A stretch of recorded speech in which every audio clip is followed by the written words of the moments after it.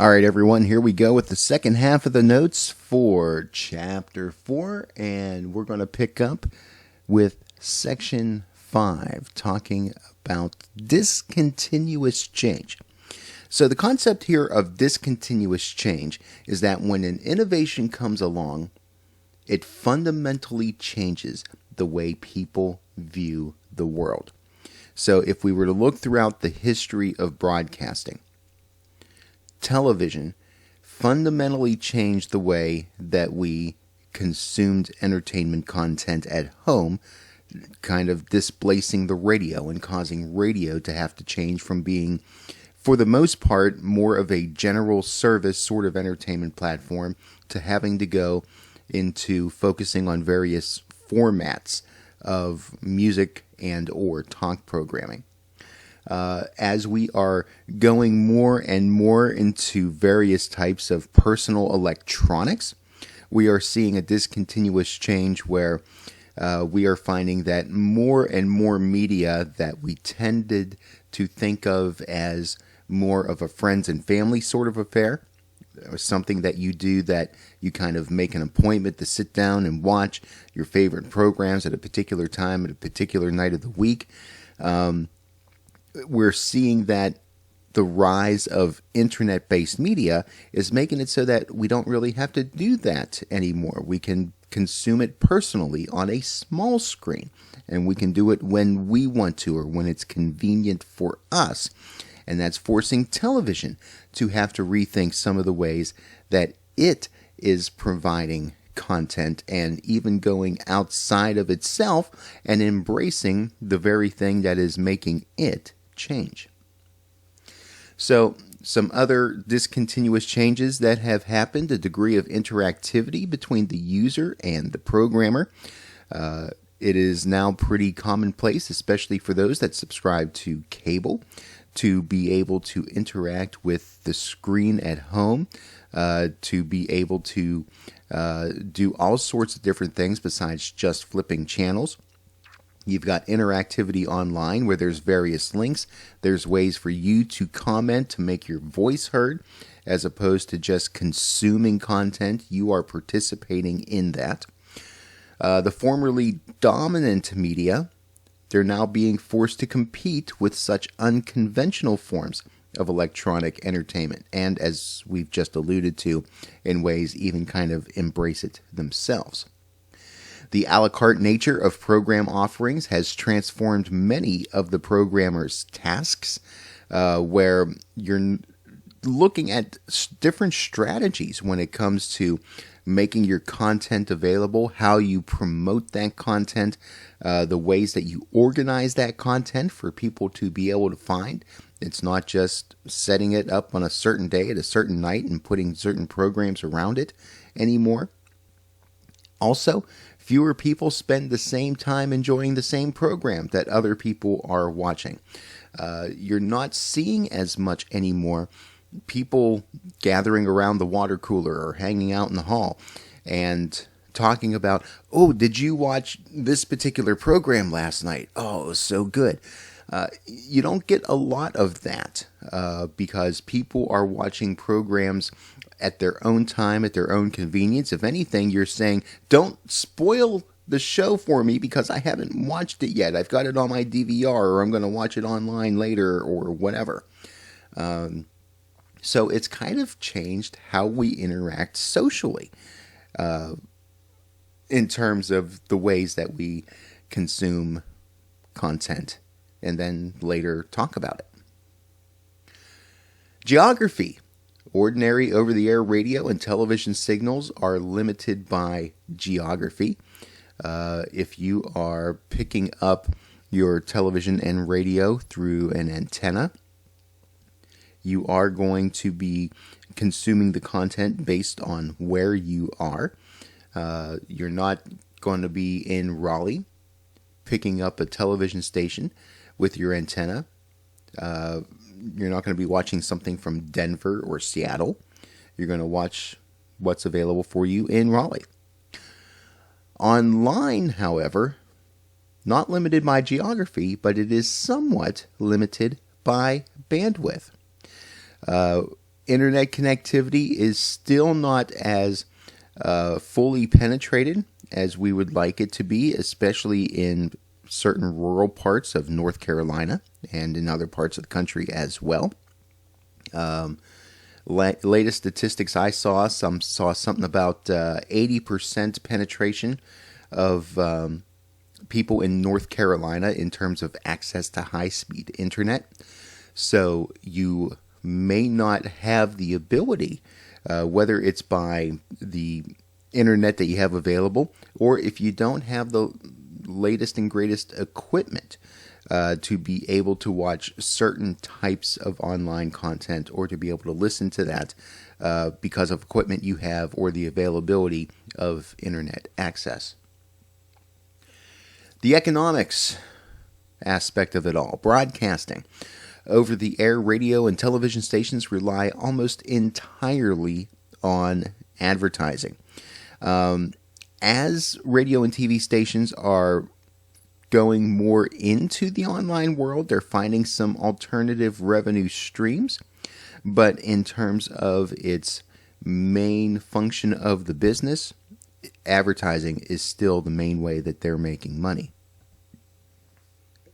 Meanwhile, cable and satellite services have a little bit more of a diversified income. They get income from advertising, but they also get advertising from people that subscribe and pay to receive the service. However, the free element of broadcasting allows nearly complete audience penetration, especially if we're talking about broadcast TV. You're basically going to be limited by, if you're not able to pick up certain signals, which does impact certain rural viewers. But for the most part, people are going to have some sort of access to a television. They're going to have some sort of access to an antenna, and to be able to pick up at least one television station. This means that broadcast advertising is more efficient for reaching enormous numbers of people compared to cable and compared to internet advertising. We're around the country, we're somewhere in the neighborhood of 97 to 99% penetration in terms of reaching the national audience. So with that in mind, while there are many options for us, and we may consume more than one type of content, the one that is still going to have the most impact is the old school, broadcast television. Online programming has a third revenue stream from merchandising. Because its technology allows point-and-click purchasing of items. We're seeing that more with cable television as well. This is one stream that broadcast TV in and of itself is never going to really be able to capitalize on. It's going to need to embrace that online in order to be able to jump in on that. Convincing advertisers to evolve away from the long-established system of cost per thousand and gross ratings points have been a challenge for the online world. Again, we'll talk about ratings more in Chapter 5 and what some of these numbers mean. But all that to say that the ways that we've calculated how many people are consuming content, it doesn't translate very well over into the online world. Number one, a lot of different platforms have different methodologies right now of calculating how many people are consuming content, the definitions of what those numbers mean, because you can hop into a show at any point in time and leave it at any point in time. The long-going debate on YouTube is what is considered a view? How long do you have to watch? What percentage of the content do you have to watch? And how does that get calculated? The information on the user. How do you know who is watching and from where and what their interests are and all that sort of thing? However, broadband video delivers a targeted audience to actual viewers. the traditional advertiser-supported model is slowly transforming into a pay-per-viewer model. So in that aspect, advertisers in traditional media, they are buying an audience. They're buying however many viewers or listeners are connected to that particular TV station that are watching at a certain time, or perhaps just kind of going in the general audience that you're looking at things like weekly cume and things like that. And again, we'll get into some of the details on what all that means in the next chapter. But it's a much more broad-based sort of system as opposed to the internet, where you can very meticulously determine who you are reaching and who you are willing to pay for as an advertiser for them to see and experience your content. The benefits to being an online program supplier, well, here's a list. No licenses or franchises are required. There's very little regulation from the FCC. You can, by and large, do whatever you want to do as long as the service is willing to tolerate whatever type of content that you have on there. Few barriers to consumption of media immediately after its creation. You can create your content and then right then and there go ahead and upload it and make it available to viewers and listeners. And then staffing for a website is smaller than most broadcast stations and cable operators. There are people that are able to do a whole lot more with less equipment and with less people. And the quality really isn't all that bad. Some of the consumer stuff that you can do nowadays is better than the broadcast quality stuff of even 20 years ago. The job of the online programmer has uniquely become the job of a librarian in ways. Daily promotion tends to be supplanted by research to find out who to promote to. So really, when we're talking about the programmer becoming more of a librarian, it's organizing the content in such a way that people are going to be able to find the content. The programmer may highlight certain things that the service wants to make a little more prominent to try to persuade consumers of its content to go and check out. But if you think about how you look for things online, you might look for things based on a certain category or based on a certain content creator or a certain program, or just even the ability to search for the thing that you're looking for and to make sure that those search features are working the way that they're supposed to. Almost like a much more better curated card catalog, if you will. In the online world, the focus is on content aggregators, YouTube and Netflix as an example. The actual content providers, the people who produce videos, will either opt to place their shows on aggregator sites, or they will remain off the portal on independent websites. So for the content creators, it's a decision to either participate in a YouTube or a Vimeo or an LBRY or something like that, or do you create your own website and make your content there? The professional folks are doing the same thing. NBC, ABC, they choose to participate with Hulu for making content available, although, of course, NBC recently coming out with its Peacock service. CBS has largely stayed away from that and made all of its content pretty much exclusively available on its own platform, CBS All Access.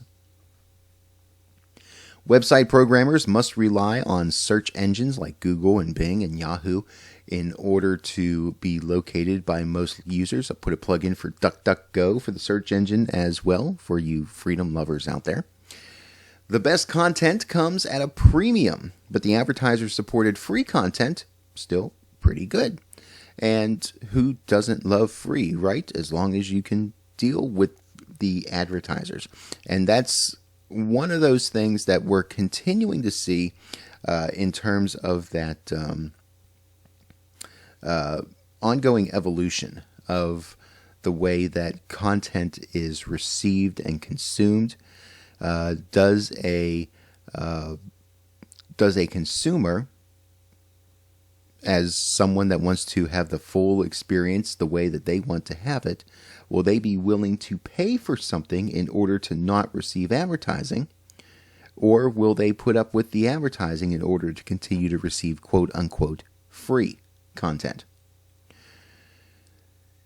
And then there's the authentication model. An authentication model is a way to make online content available to cable and satellite subscribers, but not to non-subscribers, at least not at this particular point in time.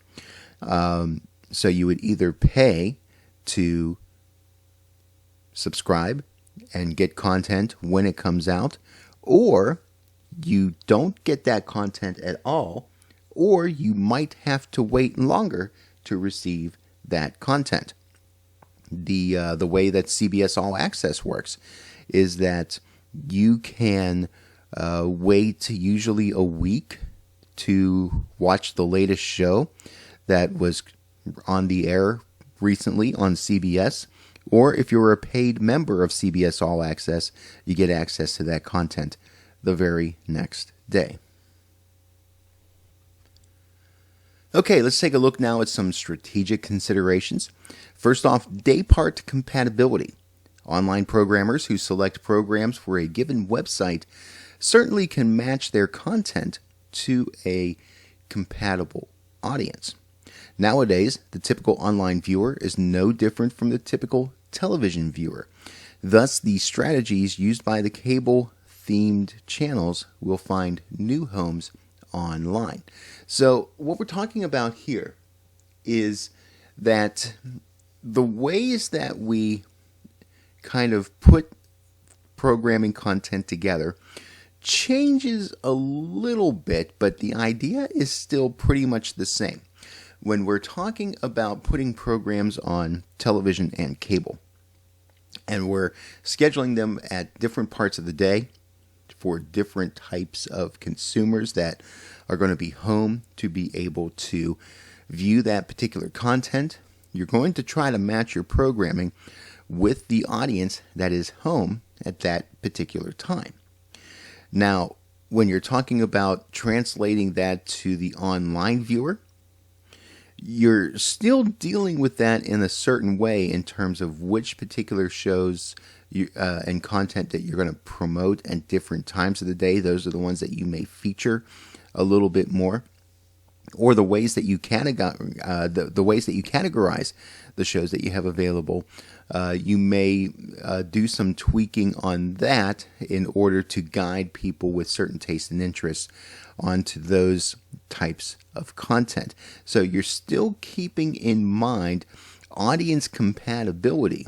It just may not necessarily be a time and date space sort of thing as much as it is the idea of helping your audience to be able to find the content that they're looking for. But even then, in terms of like the main page of a particular app or a website, you may still keep in mind promoting certain types of things that people can watch at certain points of a day, depending on when those people are most likely to be online. Habit formation. Programmers must count on first-time visitors being so impressed with their site's contents that they will find it rewarding and perhaps even bookmark it so that it becomes a favorite.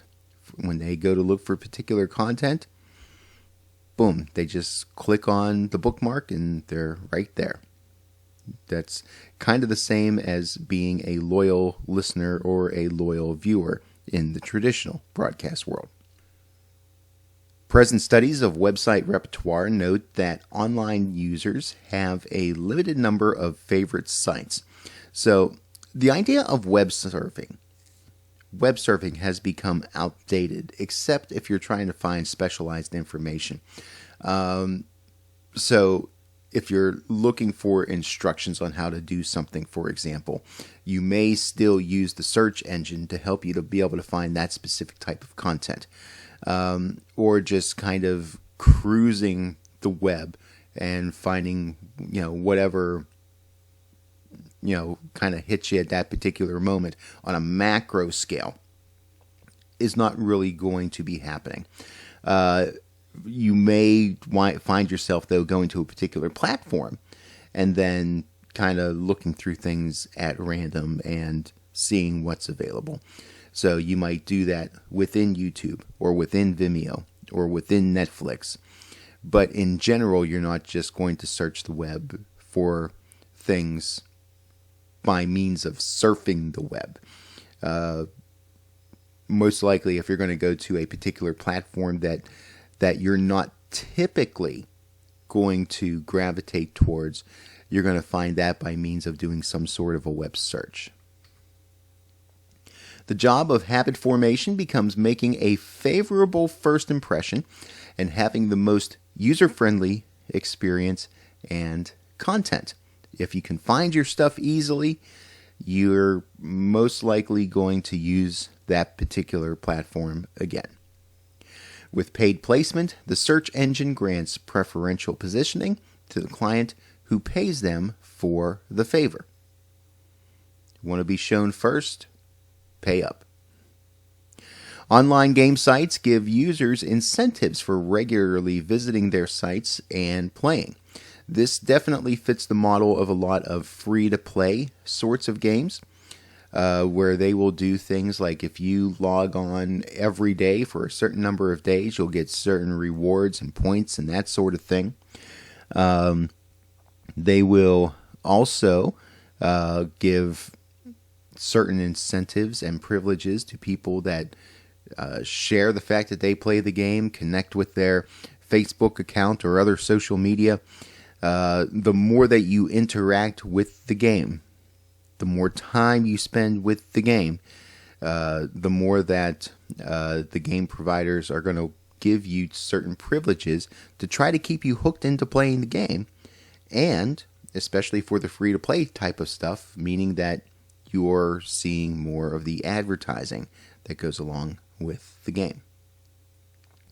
Audience flow. The main strategy, it's to invite audience flow in and discourage flow out. It's been a thing that a lot of people that are really into YouTube have talked about in terms of how the algorithm works, that it suggests certain types of content to the people that are on the platform. And the idea is to keep the viewer engaged with YouTube as long as YouTube possibly can. They want you there. They want you watching show after show after show, video after video after video. Cross-promotion, including new offerings, other programs that are out there on the same screen page as those containing established programs or other content. If you like what you're watching now, you may like these different types of content that we have available as well. Again, something that you very, very much see on YouTube when you're spending time watching videos. New services need a developed programming strategy, such as spin-offs and tie-ins and things like that. So probably one of the problems that Quibi, that I mentioned earlier in the chapter, has had is that they really haven't had what they would consider to be a landmark show that has driven people to go to the platform for the purpose of watching. There's a lot of unknowns that are out there, And some of the stuff that has gotten a little bit of buzz just has not been able to create enough buzz to get people to gravitate towards the platform. Conservation of program resources. Online content providers not really forced to rotate or rerun offerings because everything is nearly continuously available. So you can watch the content that was on broadcast television yesterday. You can watch the content that was on broadcast television 60 years ago. Once it's uploaded, it's there. Go and have at it. On-demand viewing. Now, they do, however, a lot of platforms will do what's called perceived scarcity. Perceived scarcity is limiting the availability of content to make it appear more valuable to the public. Even prior to the proliferation of content being available online, Disney was very good at this. We would see every once in a while promos for a certain movie that Disney produced that they're taking out of the Disney vault, and you can only purchase for this limited amount of time before it goes back in the vault, and you can't get it for however long they decide to lock it in there. That idea can also work online. That content is only available for a limited amount of time, and you need to consume that content within this particular window that it is available before it's no longer available. So in that sort of way, content providers are able to create a certain amount of urgency to get you to go to the platform when they want you there in order to consume that content. A winning video game franchise can be developed into new versions. Raving Rabbids would be a good example of that. There's been several iterations of that particular game that has been made available. And, of course, Grand Theft Auto has also had several versions and sequels of its game that's been made available. Breadth of appeal. Unique content can be narrowcasted, while mainstream content can be more widely broadcasted. And when you're talking about the online space, in terms of making the content available, that's not such a big deal. Once it's there, the link is there, anyone can access whatever, wherever. Now, there may be issues of providing a certain amount of bandwidth for certain aspects of an online site compared to others. But by and large, you can find just about anything you want online, no matter how popular it would be and no matter how niche it would be. Selecting content, talking about some specific approaches now. First off, emergent content. We're talking about things like news, sports, live events, content that is linear. It is scheduled in real time. And these sort of things are going to be the types of content that it makes the most sense to kind of have that be in the moment sort of appeal to it. Not too many people are looking to watch newscasts that were recorded several months or several years ago, because news is all about current events, what's happening now. Now, there is some appeal for that in terms of looking up things for historical purposes or for fact-checking or things like that. But generally, the average consumer of news wants to watch the latest of what's going on. Same thing with sports. There is some historical appeal for past sports, and we've seen how effective or not effective that has been during the 2020 pandemic. But generally, people want to watch the game that is on right now. Evergreen content, however, things like sitcoms, movies, dramas, documentaries, this is content that is non-linear.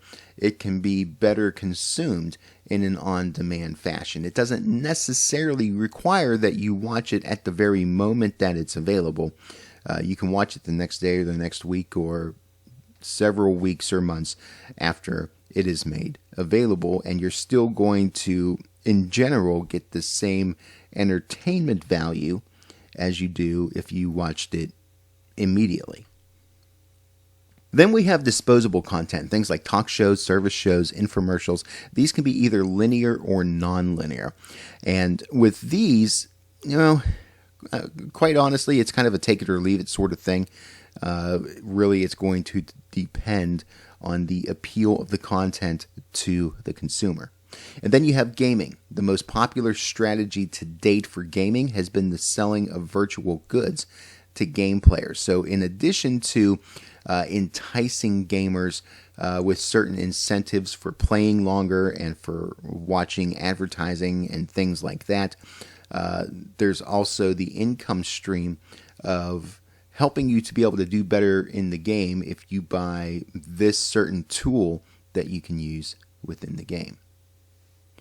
Scheduling content, selected items of content based on the consumer. Things like viewing history, given ratings, taste preferences, things like that. That's what you're going to highlight the most. And also, even though for the most part, it doesn't really hurt to have things that are available on your platform that not a lot of people are consuming, but because data does have a certain weight to it, takes up a certain space, if you will.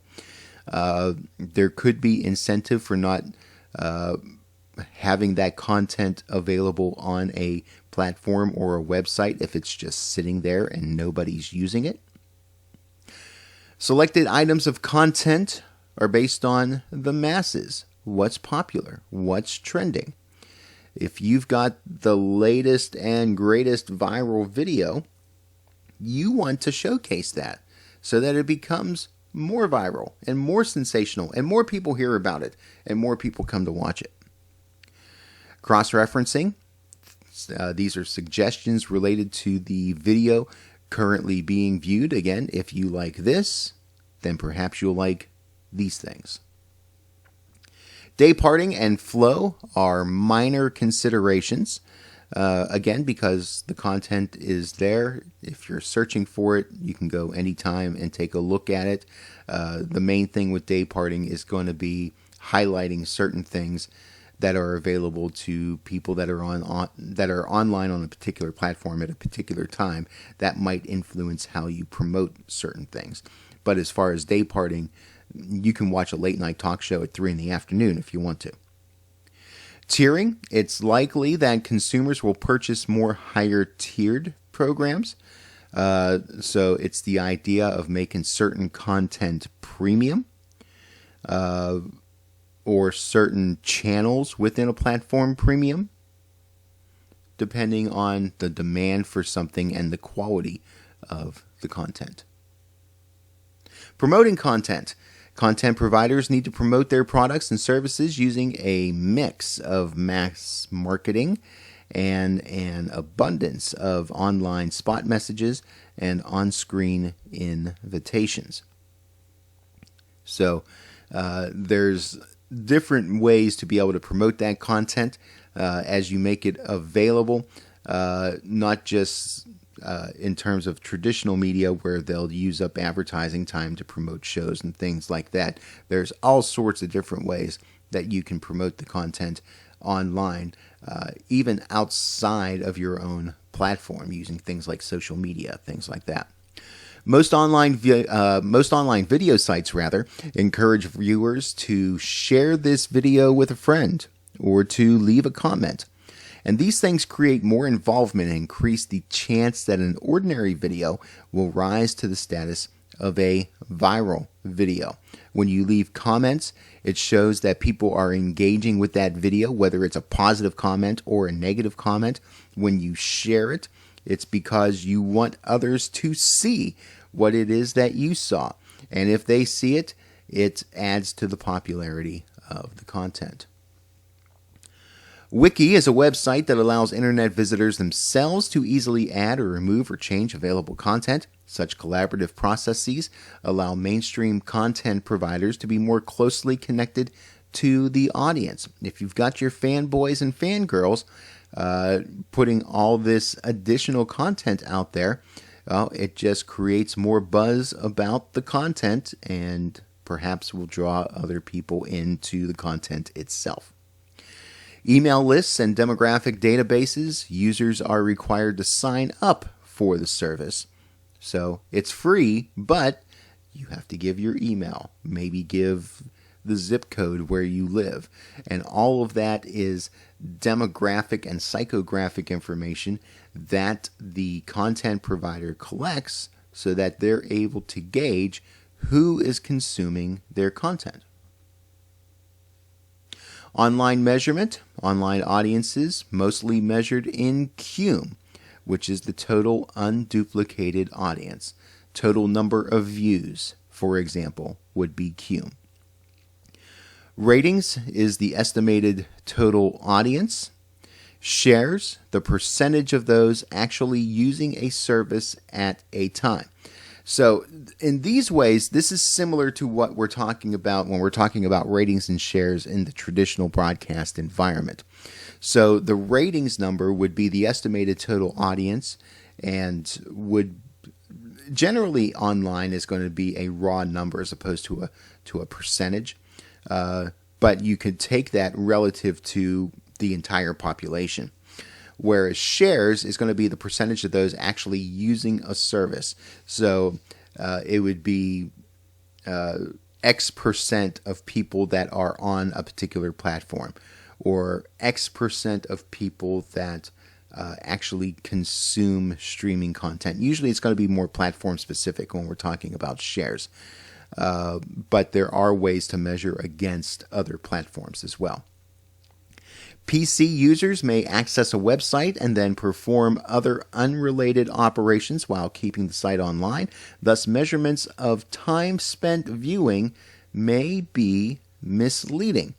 So in that aspect, yeah, a video may be going on, but it is possible that a viewer is not continuously watching that content. They might have a video on while they're doing other sorts of work, or engaged in some other activity.